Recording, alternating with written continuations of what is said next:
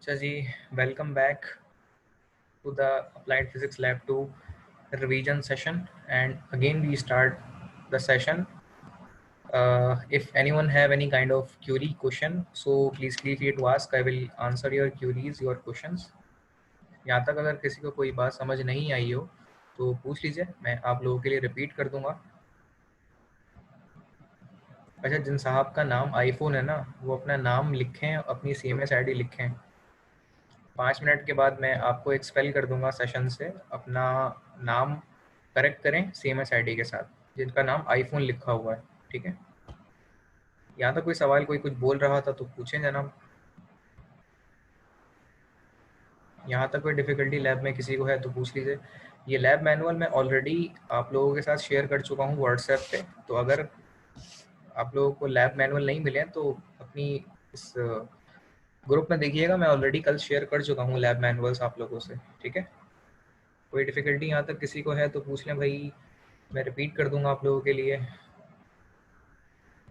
Again मैं कह रहा हूँ, जिसका नाम आईफोन है वो अपना नाम ज़रा चेंज कर ले, अपना नाम CMS ID लिखें, वरना मैं आपको एक्सपेल कर दूंगा मीटिंग से 5 मिनट के बाद। जिसका नाम आईफोन है वो अपना नाम चेंज कर ले, 5 मिनट है आपके पास। कोई सवाल यहाँ तक किसी का हो तो पूछ ले, मैं रिपीट कर देता हूँ। मैं ये बता रहा था, अगर मैं ये सप्लाई प्रोवाइड कर रहा हूँ यहाँ से, और अगर मैं 0 एम्पेयर देता हूँ तो इसका मतलब मैं डैम्पिंग फोर्स नहीं दे रहा। तो उसके नतीजे में क्या होगा, जो टोरजन पेंडुलम अपनी रिपीटेशन कर रहा है साइकिल की, वो 3 मिनट तक कंप्लीट करेगा। और अगर मैं 0 एम्पेयर के बजाय 0.1 एम्पेयर की डैम्पिंग की फोर्स दे दूं, वो कहाँ से मैं सिलेक्ट करूँगा, यहाँ से। ठीक है, यहाँ से मैं सेट करूँगा एडजस्टमेंट। ये जो 2 वैरिक लगे हुए हैं ना, आपने डिमर देखा है जिससे पंखे की स्पीड कम ज़्यादा करते हैं अपने घर के पंखे के अंदर आप, ऐसे ही ये एक डिमर होता है इस तरह का ना। इनके ज़रिए से एम्पेयर 0, 0.2, 0.4 इससे एक्सट्रैक्ट किए जाते हैं। क्लियर है जनाब यहाँ तक? तो जब आप 0.2 यस सर। एम्पेयर की डैम्पिंग फोर्स प्रोवाइड करेंगे तो उसके नतीजे में होगा ये कि, जैसे एक साहब ने बताया था कि ये जल्दी अपने आप को स्टेबल कर लेगा, और वो स्टेबिलिटी का टाइम तकरीबन 1 मिनट हो जाएगा, बजाय 3 मिनट के अपने आप को स्टेबल करने के। वो अपने आप को स्टेबल करेगा कितनी देर में,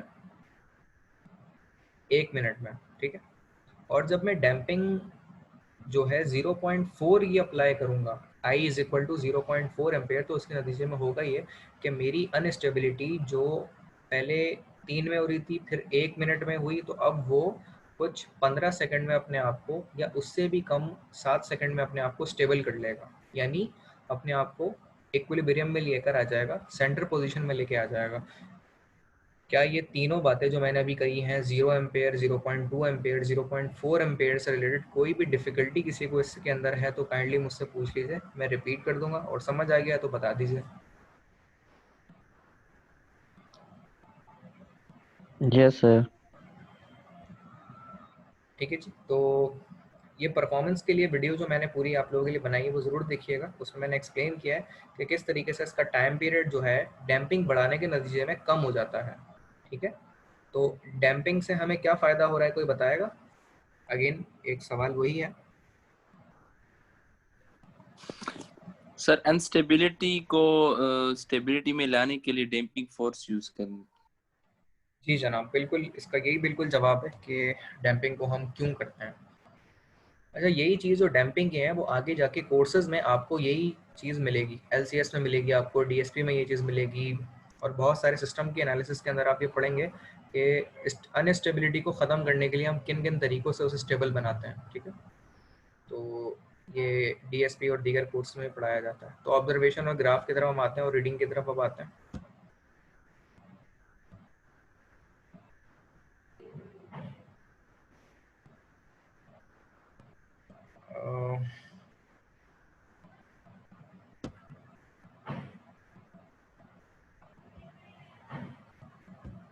अच्छा, ये हैं वो मज़ीद चीज़ें कैलकुलेशन में। Determine time period T for each case for 0, 0.4 ये निकालना। और टाइम पीरियड निकालने का तरीका होता है कि जितने टाइम में नंबर ऑफ साइकिल्स हुए हैं, अगर उसको उससे डिवाइड कर दें तो आपको T मिल जाएगा, कैपिटल T।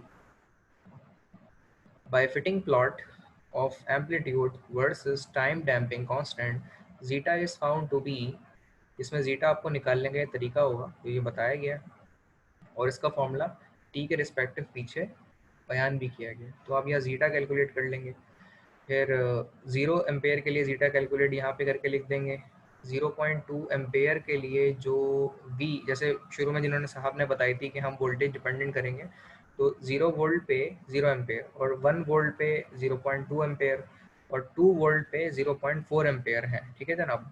तो उसके मुताबिक हम जैसे जैसे इंक्रीज कर रहे हैं वोल्टेज और करंट, उसके मुताबिक हमारा करंट भी बढ़ रहा है। ठीक है, तो उसी के मुताबिक हमारा जीटा क्या निकल रहा होगा, ये पीछे हमने फॉर्मूला मेंशन किया, उसके मुताबिक उसमें दिखाया गया है। अच्छा, मैं अभी दोबारा वीडियो जब चलाऊंगा तो उसके मुताबिक आपको नज़र आ जाएगा कि किस तरीके से हम जीटा निकालते हैं और कैलकुलेशन में किस तरह उसको पुट किया जाएगा।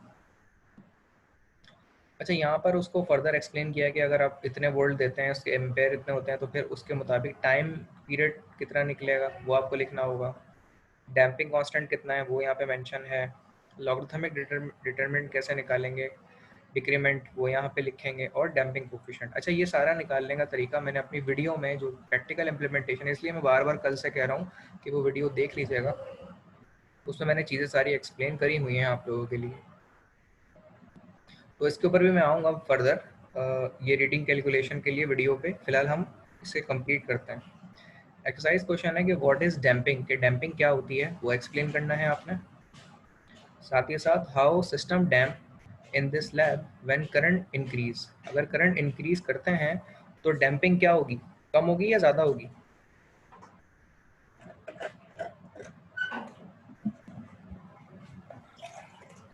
ये अभी थोड़ी देर पहले ही हमने डिस्कस किया है। ज्यादा होगी सर।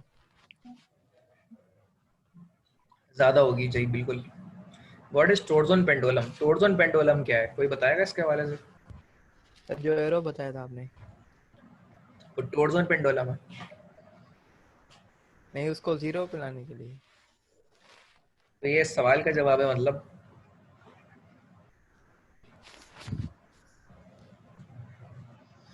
टोर्जन पेंडुलम के हवाले से यहाँ पे इसका जवाब ये लिखना होगा कि Trojan pendulum is a type of pendulum in which we observing the repetition in the cyclic process that by applying the damping ratio or damping factor we can normalize the instability and transform the instability into stability.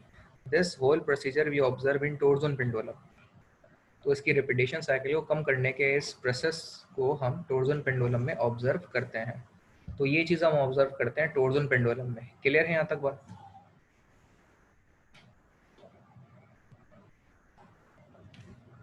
Yes sir.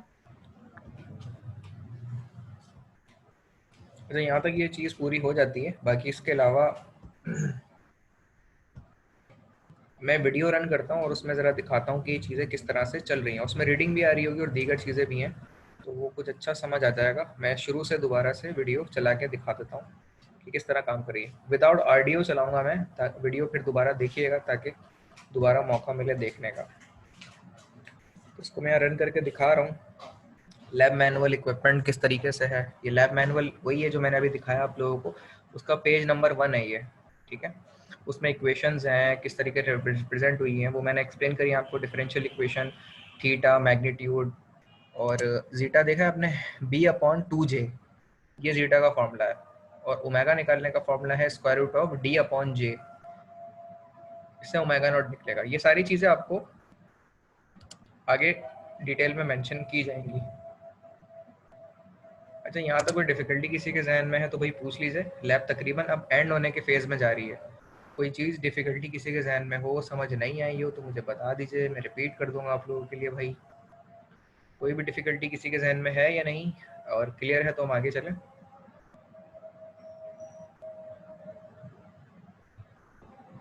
जी अब्दुल रहमान साहब ने पूछा है, कुछ पूछे अब्दुल रहमान साहब। Sir ये manual के हवाले से बता दीजिएगा, जो हम मतलब रिजल्ट निकालेंगे तो जी उसमें जो आपने अभी एक पैराग्राफ दिखाया था उसमें लोगरिथम वगैरह के हवाले से भी बात थी, और एक नीचे उसमें डैम्पिंग के हवाले से भी बात थी, और अभी आप ये दिखा रहे हैं कि b/2j और क्या बोलते हैं, ये हम इधर से कैलकुलेट करके करेंगे मामला, ये इक्वेशन के थ्रू। हाँ, वो जो मैंने बताया ना जीटर डैम्पिंग कोफिशिएंट है, वहाँ पे लिखने का फॉर्मूला बता रहा हूँ कि यहाँ से आएगा, और जो ओमेगा नॉट नेचुरल फ्रिक्वेंसी है वो निकालने का ये फॉर्मूला है, तो ये यहाँ पे आप लेके वहाँ पे यूज़ करेंगे।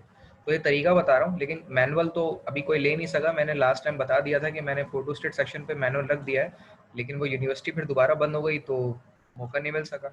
लेकिन मैनुअल जो है मैंने फोटोस्टेट वाले के पास रखवाया था, उससे वापस ले लिया है, और इंशाल्लाह वो भी मैं दोबारा रखवा दूंगा उसके पास। ठीक है, जी सर, थैंक यू। तो आपको मैनुअल मिल जाएगा, और फिर उसके बाद आप इसे फिल कर लीजिएगा। और तरीका मैं सब अभी साथ साथ बताता हुआ चल रहा हूँ, तो भाई इसको जहन में रखिएगा। ये नहीं आखिरी टाइम आप आगे दोबारा बोलें कि मैंने मैनुअल बनाना बताया, मैं कैसे करें हम। तो मैं साथ साथ बताता हुआ वो चल रहा हूँ आपको। कंटिन्यू करते हैं सर हम आगे। मैनुअल कब फिर जी जी। सबमिट करेंगे, मिलेगा कब और सबमिट कब करना होगा? सर आप बता दें, मैं आपके ऊपर छोड़ता हूँ, आप जब बोलेंगे तब कर लेते हैं हम।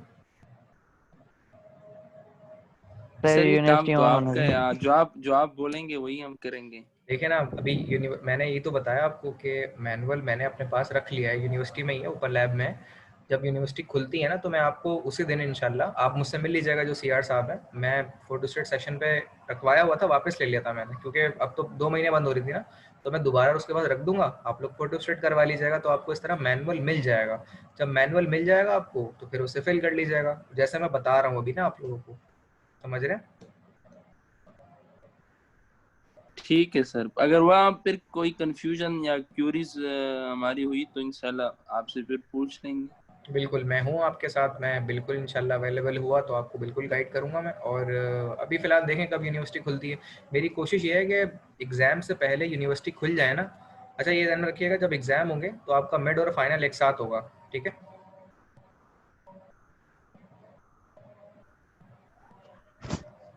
सर ये कब होंगे एग्जाम? एग्ज़ाम फ़रवरी के मिड में होंगे होपफुली, मंथ ऑफ फ़रवरी में इंशाल्लाह आपके एग्ज़ाम कंडक्ट होंगे। अभी हम लैब कंटिन्यू करते हैं, अज़ान के लिए ज़रा चुप हो जाते हैं, थोड़ा खामोश हो जाते हैं, अज़ान हो रही है अभी।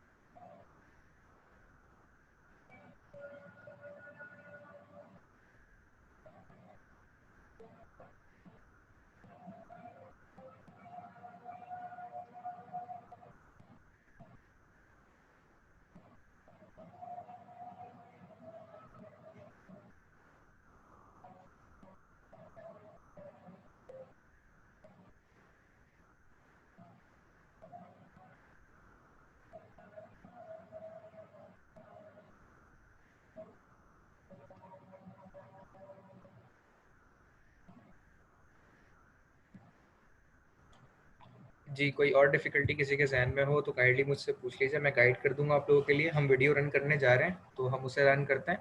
तो एग्ज़ाम का हम डिस्कस कर रहे थे कि वो एग्ज़ाम जो आपके होंगे वो मिड और फाइनल एक साथ होंगे, और इंशाल्लाह फरवरी के मंथ में होंगे। और उसके लिए तैयार रहिएगा, तैयारी साथ-साथ करते हुए चलें। सेमेस्टर सिस्टम थोड़ा मुश्किल होता है, इसीलिए आप लोग साथ-साथ तैयारी करते हुए चलें, और अपने टीचर से कंसर्न रखिएगा, वो आपको एग्ज़ाम के हवाले से भी गाइड करेंगे। पेपर होपफुली जो है वो फिजिकल भी हो सकते हैं, यानी यूनिवर्सिटी में बुला के लिए जा सकते हैं, और ऑनलाइन भी पेपर हो सकते हैं, लेकिन इसके लिए आपको इंशाल्लाह गाइड कर दिया जाएगा एग्ज़ाम से पहले। तो लेकिन दोनों सूरतें में आप तैयारी अच्छी करिएगा। समझ रहे हैं इस बात को? Yes sir. तो हाँ सर बिल्कुल। लेकिन बेहतर ये है कि पढ़ा जब ऑनलाइन हो तो इम्तिहान भी अगर ऑनलाइन लिया जा सके तो बेहतर होगा ही।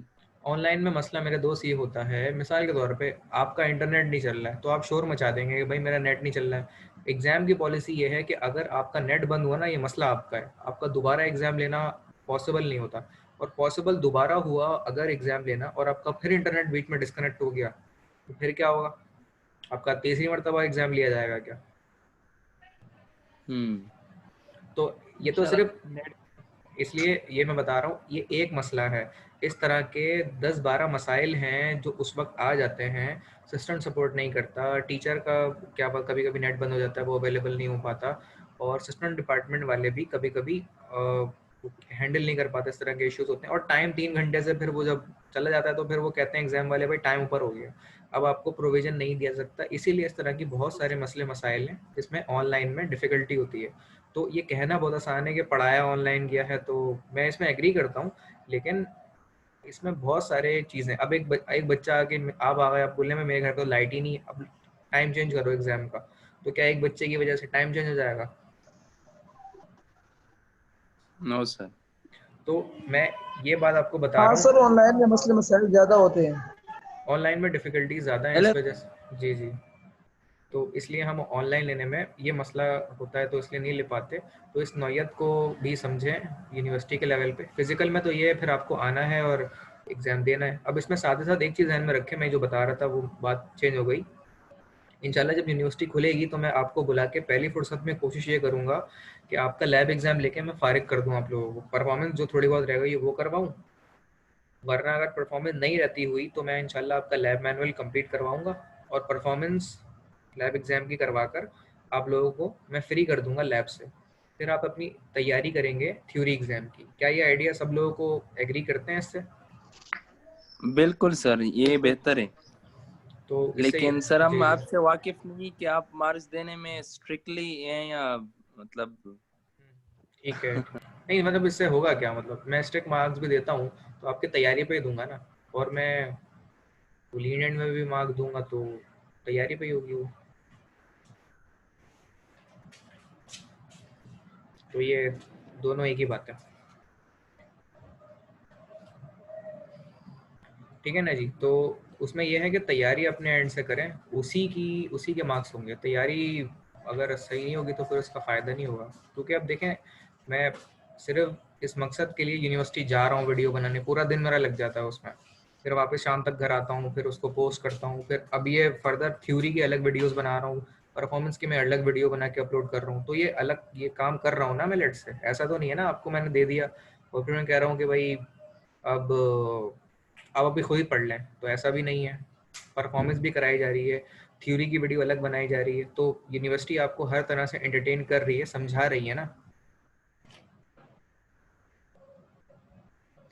तो फिर उसके बिहाफ पे लैब एग्ज़ाम भी होगा, तो इसीलिए उसकी बस ये है कि जो पढ़ाया जा रहा है उसको तरीके से पढ़ लें।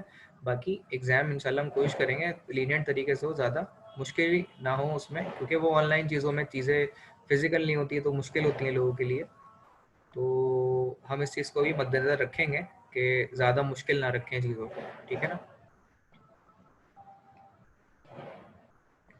कंटिन्यू करें और ठीक है। कोई सवाल अगर नहीं है तो वीडियो में कंटिन्यू करूँ फिर, तो उसको देख लें। मैं यहाँ पे देना एक्सप्लेन कर रहा हूँ इसको।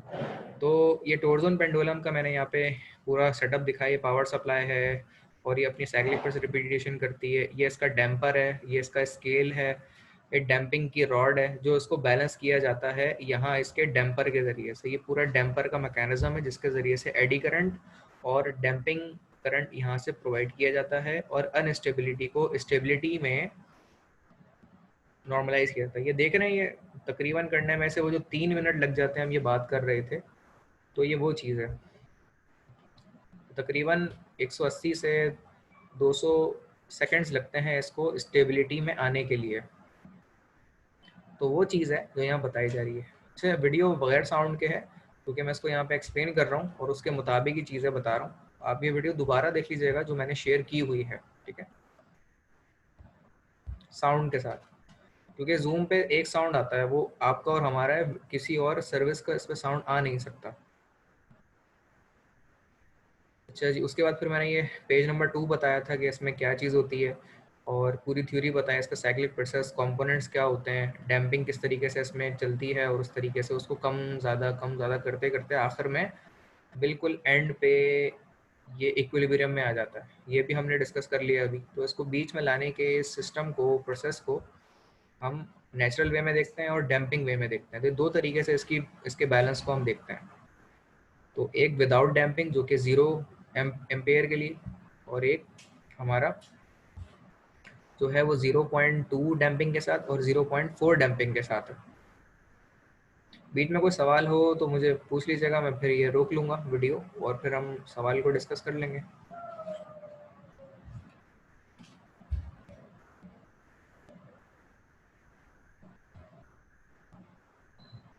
अच्छा, यहाँ ये पार्ट्स दिखा रहे हैं कि इसमें कौन कौन से पार्ट्स होते हैं, वो हम ऑलरेडी डिस्कस कर चुके हैं। 1, उसके 2 और 2 का पार्ट A B C वो सब हमने डिस्कस कर लिया। टोर्जन पेंडुलम के कौन कौन से कंपोनेंट्स होते हैं और इसको बैलेंस किस तरह किया जाता है, स्केल कहाँ होता है इसका, डैम्पर कहाँ होता है, एडी करंट कहाँ होता है, एक्साइटर कहाँ होता है, खास तौर पे पेंडुलम की बॉडी में कौन कौन से पार्ट्स होते हैं, रिंग स्केल होता है, और साथ साथ स्प्रिंग मैकेनिज्म इसमें लगा हुआ होता है। तो वो सारी चीज़ें हम यहाँ पे तकरीबन डिस्कस कर चुके हैं। यहाँ तक कोई सवाल किसी के जहन में है? No sir. सर ये और कितना लंबा जाएगा ये लैब जो आप अभी क्लास ले रहे हैं? ये 2 घंटे और जाएगा वो। सर फिर नमाज का ब्रेक कर लें? बस अभी ख़त्म कर लेंगे भाई, ये वीडियो ख़त्म होके तकरीबन 9 मिनट बाद। कोई और पूछ रहा है? अब्दुल रहमान पूछें। ये सर ये आपने ये तो बता दिया कि स्टेबल करने के लिए ये होता है। सर इसके यूजेस बता देंगे कि ये यूज कहाँ पर होता है? असल में हमें डैम्पिंग का इंट्रोडक्शन यहाँ पे देना था। ये यूज़ कहीं पे नहीं होता है एज सच के डायरेक्टली कहीं पे फील्ड पे इस्तेमाल होता है या ये बच्चों के झूलों में इस्तेमाल होता है। असल में इसका मकसद ये नहीं था। इसका मकसद ये है कि इससे स्टेबिलिटी किस तरह से हम अचीव करते हैं, इसका कॉन्सेप्ट अनस्टेबिलिटी और स्टेबिलिटी का बच्चों के जहन में देना था, जो एक एग्जाम्पल के थ्रू हमने प्रोवाइड किया। ठीक है, तो अब ये सर तो अगर आप वो देखें, कभी कभी जब वो डीप फ्रीज़र या फ्रिज स्टार्ट होता है तो वो अपनी अनस्टेबिलिटी मोड पे होता है और कोई 3-4 सेकंड के बाद वो स्टेबल हो जाता है। समझ रहे हैं? Yes sir. तो ये तरह के कॉन्सेप्ट जो हैं हम आगे जाने वाले कोर्सेज जो कि लीनियर कंट्रोल सिस्टम हो गए, डिजिटल सिग्नल प्रोसेसिंग हो गए, डिजिटल कंट्रोल सिस्टम हो गए, वहाँ पर इसकी मज़ीद implementation, damping constant, damping coefficient, इनकी डेरिवेशन, इनके ग्राफ, और ये कहाँ कहाँ इस्तेमाल होते हैं कंट्रोल सिस्टम में, क्रूज मिसाइल सिस्टम और जो आपके क्वाड कॉप्टर्स होते हैं उनके अंदर भी इस्तेमाल होते हैं। ये डैम्पिंग और अनस्टेबिलिटी को स्टेबिलिटी बनाने के तरीक़ों में इस्तेमाल होते हैं। तो ये डायरेक्टली इम्प्लीमेंट कहीं नहीं होता, लेकिन इससे जो कॉन्सेप्ट्स हमारे ड्राइव होते हैं उनकी एप्लीकेशन बहुत सारी फील्ड्स और कोर्सेज में है जो मैंने बताई है अभी। और कोई सवाल किसी का इसमें है तो पूछें, वरना मैं इसको स्टार्ट करता हूँ। फिर 9 मिनट में हम इसको ख़त्म करेंगे और फिर छुट्टी करेंगे।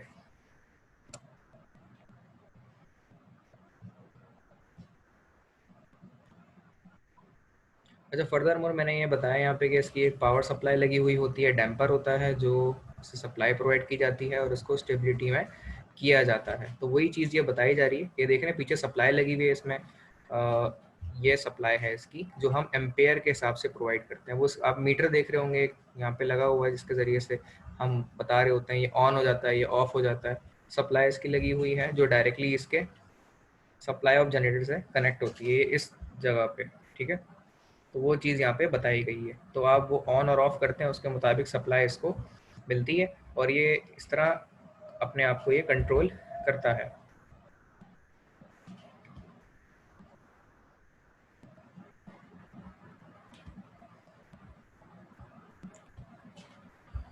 तो जी सर 9 मिनट के बाद क्लास एंड। आप जी नहीं, दोबारा कंटिन्यू नहीं होगी, फिर ये एंड हो जाएगी। हम बस ये वीडियो एंड तो लैब एंड। कोई सवाल किसी का है तो उसमें पूछ लें, क्योंकि फिर मैं रीडिंग्स के हवाले से गाइड करूँगा कि ये रीडिंग किस तरह फुलफ़िल करेंगे आप। ये रीडिंग यहाँ पे बताई गई हैं जो है। अच्छा जी, काजी साहब का सवाल है जी, पूछें।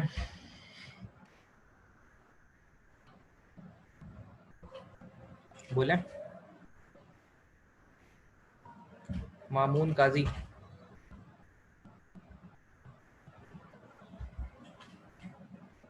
आपने हैंड रेस किया हुआ है, बोलें। कंटिन्यू करते हैं हम फिर देन वीडियो को। अच्छा ये वीडियो देखिएगा, इसमें मैंने सारे बताए हैं कि टाइम पीरियड्स क्या हैं, कैसे कैलकुलेट होते हैं, वो यहाँ पे सारे मेंशन किए जाते हैं, उसकी पूरी फीलिंग बताई है मैंने इसमें। और ज़ीटा किस तरह कैलकुलेट करेंगे, ज़ीटा फॉर जेड होता है, उसके मुताबिक कैलकुलेशन है ये पूरी। फिर 0 एम्पेयर के लिए, फिर 0.2 एम्पेयर के लिए, फिर 0.4 एम्पेयर के लिए वो किस तरीके से बी कैलकुलेट किया जाता है। ठीक है, फॉर्मूला क्या होता है 2 into J into zeta. Zeta आप यहाँ से हासिल करेंगे, इस तरीके से उसको प्लेस करेंगे यहाँ पे और उसके मुताबिक ये सोल्यूशन पूरा होगा। तो यहाँ तक सवाल किसी के जहन में है तो पूछ लीजिए, वरना हम आगे चलते हैं। ये रीडिंग में दिखा रहा हूँ कि ये फिल कैसे हो रही है और ये वैल्यूज़ आ किस तरह से रही है, कहाँ से आ रही है ये। तो इसके कॉलम हमें 2 बताए गए हैं। जब हम डैम्पिंग अपनी प्रोवाइड नहीं करेंगे, यानी कि 0 एम्पेयर और 0 वोल्ट होंगे, तो हमारे मुख्तलिफ टाइम पीरियड्स के ऊपर मुख्तलिफ एम्पलीट्यूड्स आ रहे होंगे सर जो हम स्केल से पढ़ के इसे फिल करेंगे। जी सर ये रीडिंग ठीक तरह से दिख नहीं रही। ये बस एडजस्टमेंट है, वैसे तो इतनी मुश्किल नहीं है। 19.4, 18.3,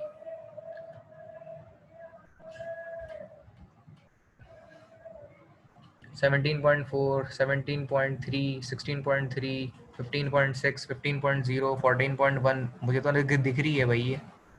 17.8, 17.1, 14.17 और 15 के बीच में 16.4, 15.4, 15.0 नज़र आ रही है ये। 13.5, 12.0, 11.6, 10.1, 4.0। और किसको नज़र नहीं आ रही है? सर सर कम आ रही नजर है। तो आ रही लेकिन ठीक तरह से नहीं आ रही, और तो नजर आ रही है। सर आप पिक भेज दें इसकी। तो पिक ले लेना है इसकी भाई, और क्या मतलब। मैं इसको जूम कर, आप मोबाइल में देख रहे हैं इसको? लैपटॉप में। लैपटॉप में? मैं भी लैपटॉप में देख रहा हूँ। मतलब आप तो मेरे ख्याल में चश्मा पहनते भी है ना? हाँ सर। तो मेरे भाई मुझे तो नज़र आ रही है ये रीडिंग।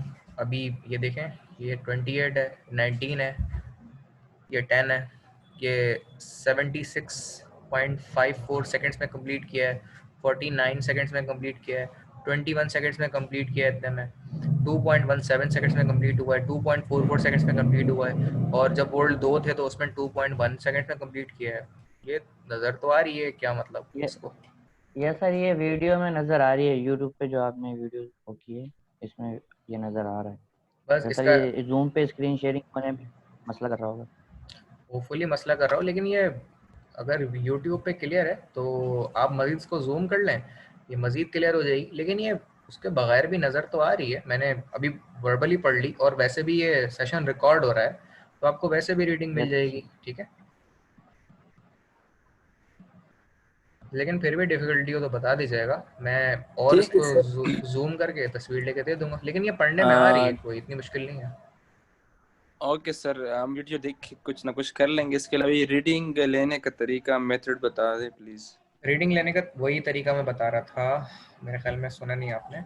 जब हम damping I is equal to 0 और V इज़ इक्वल टू 0 यानी डैम्पिंग अप्लाई नहीं करते, तो उस ड्यूरेशन में आपके मुख्तलिफ सेकंड्स में मुख्तलिफ एम्पलीट्यूड्स आ रहे होते हैं, जिनको हमने स्टॉप वॉच की मदद से फिल किया है यहाँ पे।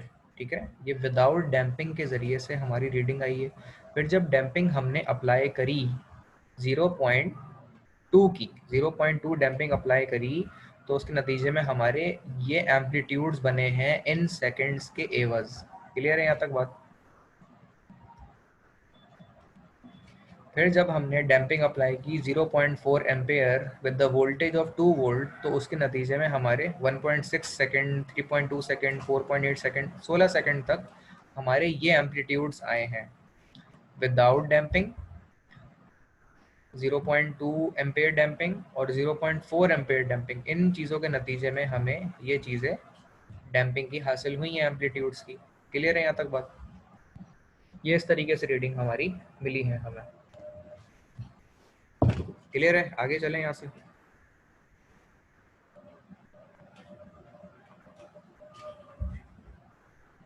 Yes sir, go ahead. तो यहाँ पे रीडिंग मैं बता रहा था इसमें, और ये मैंने वीडियो में भी एक्सप्लेन की है कि ये हम डैम्पिंग के साथ हमारी रीडिंग है, विदाउट डैम्पिंग हमारी रीडिंग है, विद डैम्पिंग हमारी रीडिंग्स है। अच्छा, विदाउट डैम्पिंग हमारी कितनी रीडिंग्स हैं और विदाउट डैम्पिंग कितनी रीडिंग्स हैं?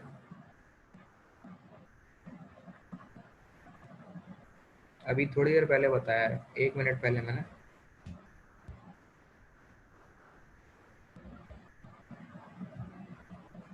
सर विद 0.2 एम्पेयर्स तो 38 रीडिंग्स आ रही हैं, और अगर 0.4 की बात करें तो उसमें 16 रीडिंग्स आ रही हैं, और वो ये तकरीबन जा रही हैं अच्छा, वो 16 रीडिंग्स नहीं है, विदाउट,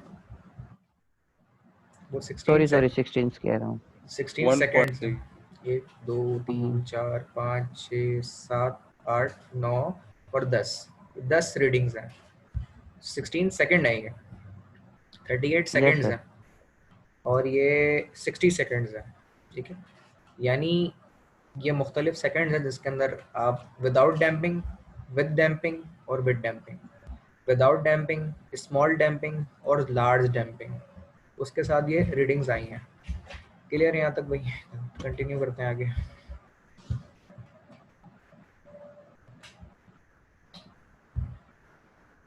और कोई सवाल किसी का हो तो बीच में पूछ लें, यहाँ मैं बीच में एक्सप्लेन कर रहा हूँ किस तरीके से ये मुख्तलिफ हमने सेकेंड्स टाइम पीरियड्स निकाले हैं मुख्तलिफ डैम्पिंग के एक्सपेक्ट के अंदर। ठीक है, तो उससे हम ये चीज़ फिल कर रहे हैं और मालूम कर रहे हैं।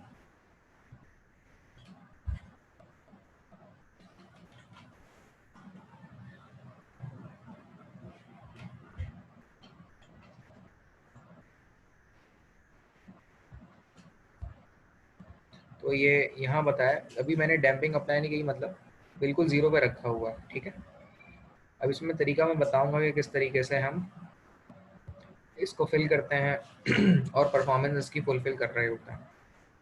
कुछ 6.5 मिनट के बाद ये सेशन हमारा एंड हो जाएगा, उससे पहले होपफुली हमें ये वीडियो कंप्लीट कर लेनी है, तो इंशाल्लाह ये हो जाएगी। अब मैंने यहाँ पे रिपीट की लेकिन डैम्पिंग अप्लाई नहीं की हुई, तो देखें ये पूरा प्रोसेस होने में हमें काफ़ी टाइम लग जाता है। ठीक है, जिसकी मुख्तलिफ हम चीज़ें हासिल कर, तकरीबन जो है इसमें हमें 3 मिनट लग जाते हैं, यानी 180 सेकेंड्स, लेकिन हम इसको 60 सेकेंड्स का ही ड्यूरेशन रख के ऑब्जर्व करते हैं। ठीक है, तो ये इसमें 2.7 सेकेंड्स लग रहे हैं, देखें, जिसमें ये अपने आप को स्टेबल करता है। 2.17 सेकेंड जिस पे डैम्पिंग नहीं है, और 2.44 सेकेंड्स लगते हैं। अच्छा ये वो है, सॉरी टाइम पीरियड सॉरी ये गलत हो गया मुझसे। 2.17 सेकेंड्स में ये अपना एक साइकिल कंप्लीट करता है without damping.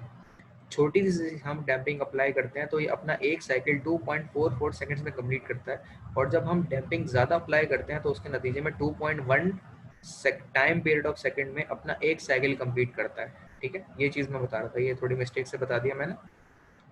Number of cycle जब विदाउट डैम्पिंग प्रोवाइड करते हैं तो वो आते हैं 28, और जब हम डैम्पिंग अप्लाई करते हैं तो साइकिल्स आते हैं 19, और जब मज़ीद डैम्पिंग अप्लाई करते हैं तो उससे साइकिल आते हैं 10। तो ये वो चीज़ है। ठीक है, पहले विदाउट डैम्पिंग में टाइम कितना लगता है हमारा 67 सेकेंड्स, और अगली डैम्पिंग में 49 सेकेंड्स, और उसके अगली डैम्पिंग में ये आई थिंक 2.1 सेकेंड्स में स्टेबिलिटी हो जाती है।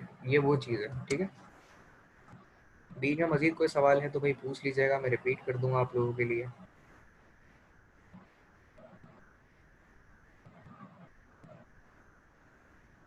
अगेन आगे हम से कंटिन्यू करते हैं। कोई सवाल नहीं है, सबको सब समझ आ रहा है, बिल्कुल क्लियर?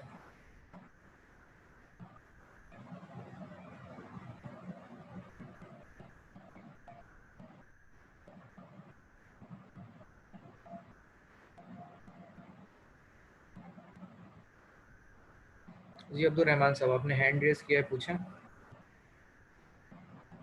सर कहना ये था कि ये जब हम करेंगे लैब में ये प्रैक्टिकल, तो जाहिर सी बात है रीडिंग्स हर दफ़ा अलग ही आएंगी। तो सर ये किस वजह से मतलब फोर्स जिस हिसाब से हम देंगे, साइकिल तो वही घूमेगा जो हर मतलब जैसे हम इसको 20 पे लेके जाएंगे, फिर जब ये वापसी आएगा साइकिल तो इसका वही होगा, लेकिन रीडिंग्स क्यों चेंज आएंगी सर?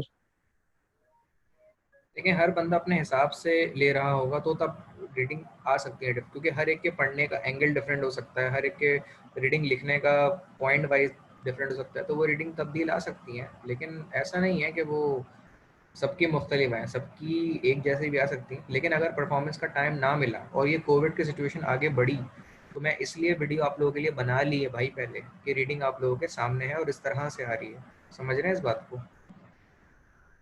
अभी जी कोविड सर। जिस तरह केसेस बढ़ रहे हैं, तो आगे कुछ पता नहीं है कि अगर वो बढ़ जाए, कम हो जाए, तो सेफ साइड यही है कि कम से कम मैं आप तक परफॉर्मेंस तो पहुंचा दूं ना वीडियो की बना के। हालांकि इसमें बड़ी ख्वारी लगती है भाई, सुबह सुबह जाना पड़ता है यूनिवर्सिटी, गाड़ी लेना, फिर वीडियो बनाना, जी वापस सर। आना, अपलोड करना, बड़ी ख्वारी है इसमें। सर इसका हमें एहसास है। थैंक यू हाँ, सर, थैंक यू। आएगा एहसास। 5 लोगों ने तो वीडियो देखी है अभी तक, 27 लोगों में से। सर आपकी इस शिकायत को भी दूर कर दिया जाएगा इंशाल्लाह। चलें, अच्छी बात है, इसको देख हम लीजिएगा। खुद शेयर करेंगे।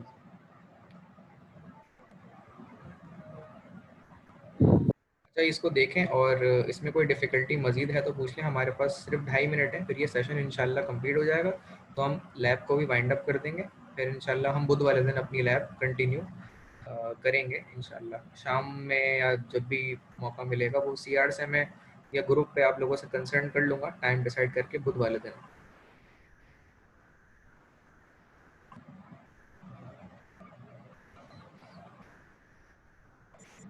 अच्छा, ये चीज़ें बताई जा रही है कि मुख्तलिफ़ किस्म के रिपीटेशन आपको मिलेंगे और उसमें ये चीज़ आपको मिल सकती है। सर आप मैनुअली इसको बंद नहीं कर सकते जब तक ये टाइम ऑफ नहीं होता?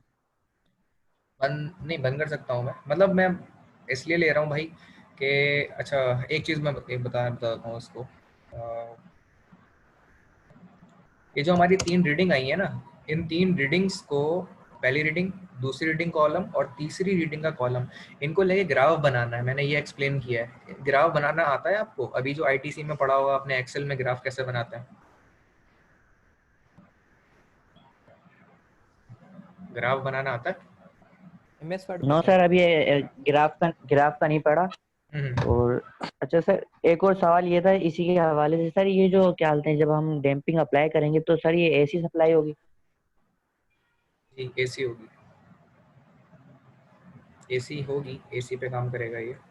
और कोई सवाल किसी के जहन में? एक्सेल बनाने का अगर नहीं आता तो मैं एक्सेल बनाने के लिए ग्राफ में आपको समझा देता हूँ कैसे बनेगा। पहले रीडिंग कंप्लीट कर लेते हैं, फिर ग्राफ बनाने का भी मैं बता दूंगा आप लोगों को, ठीक है? दोबारा आता हूँ मैं इस तरफ कि ग्राफ का समझा रहा था, कुछ क्वेश्चन आंसर थे उसमें जो मैंने बता दिए कि डैम्पिंग क्या होती है और ये टॉर्जन पेंडुलम क्या काम करता है। वो 3 सवाल ऐसे ही हैं इसके, ठीक है? मैंने एक्सप्लेन कर दिया आप लोगों को।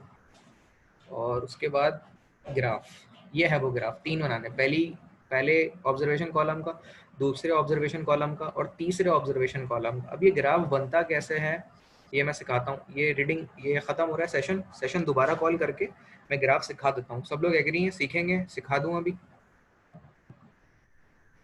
Yes sir. Sir session? नमाज का टाइम? नमाज का देख लेते हैं, बस मुश्किल से मुझे 2 मिनट 3 मिनट लगेंगे, मैं समझा दूंगा,